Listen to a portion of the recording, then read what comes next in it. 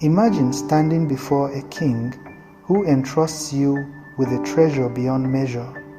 He looks you in the eye and says, "I am giving this to you because I believe in you."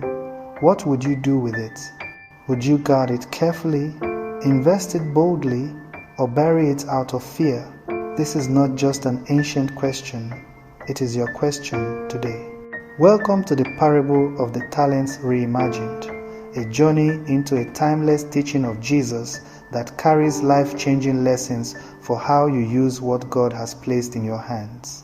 Today we are exploring one of the most striking parables in the Gospel of Matthew chapter 25, the parable of the talents.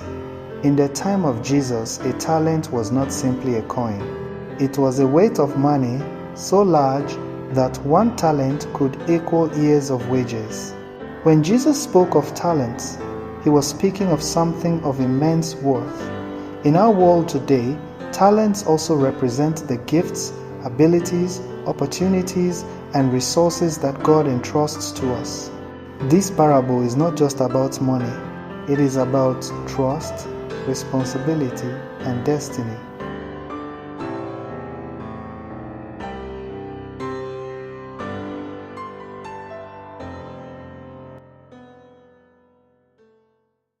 Let us reimagine the story.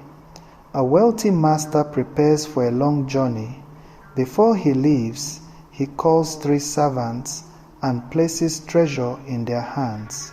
To the first, he gives 5 talents, to the second 2 talents, and to the third 1 talent. Each receives according to his ability. The first servant wastes no time. He goes out with confidence and courage. He invests, he works, he multiplies. By the time the master returns, the 5 talents have become 10. The second servant also rises to the challenge. With his 2 talents, he invests wisely. He does not compare himself to the first servant. He does not complain about receiving less. He uses what he has. His 2 talents become 4. But the third servant trembles with fear. Instead of acting, he hesitates. Instead of courage, he chooses caution. He buries the treasure in the ground. He waits, and when the master returns, he offers back the 1 talent with these words, "I was afraid, so I hid what you gave me." The master rewards the first 2 servants with joy and honor. "Well done, good and faithful servant. You have been faithful with little. I will set you over much. Enter into the joy of your master." But the third servant receives a rebuke. "You wicked and slothful servant. You should have at least placed my money with the bankers so that it could grow." The treasure is taken from him and given to the servant who had 10. This parable speaks directly to us. Each one of us has been entrusted with treasures. Some have many, some have a few, but all are called to use what has been given. 1. Every gift matters. The master gave talents according to ability. God does not compare you to others. He knows what you can handle. Whether you have 5, 2, or 1, what matters is faithfulness. 1. Fear is the enemy of fruitfulness. The third servant was not lazy alone. He was afraid. Fear paralyzes. Fear whispers that you are not enough, that your gift is too small, that failure is certain. But the parable reminds us that the only true failure is not trying at all. 1. Faithfulness brings multiplication. The first 2 servants show us that when we step out, when we take what God has given and use it, it grows. Your gifts grow when you practice them. Your influence grows when you serve with love. Your opportunities grow when you step out in faith. 1. Accountability is real. The master returned.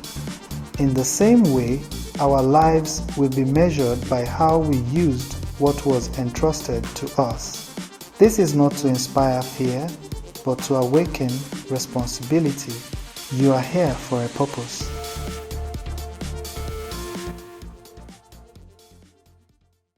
Think for a moment.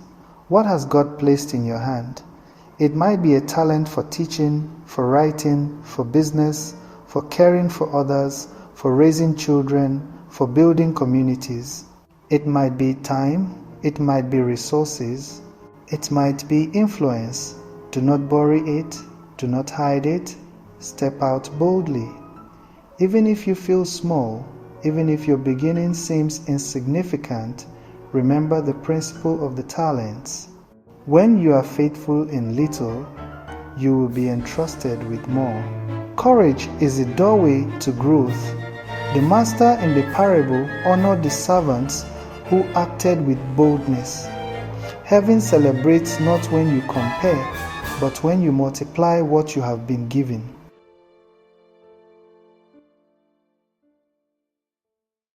Today is your moment to reimagine your life through the lens of this parable. The parable of the Talents Reimagined is not just an ancient story, it is your story. You hold treasure within you. God has placed something of eternal value in your hands. Do not wait for tomorrow.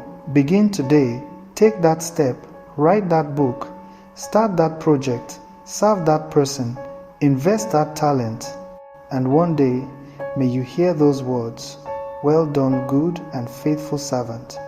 Enter into the joy of your master."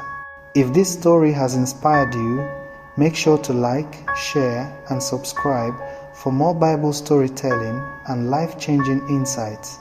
And remember, the greatest investment you can ever make is to trust God and to use what He has entrusted to you.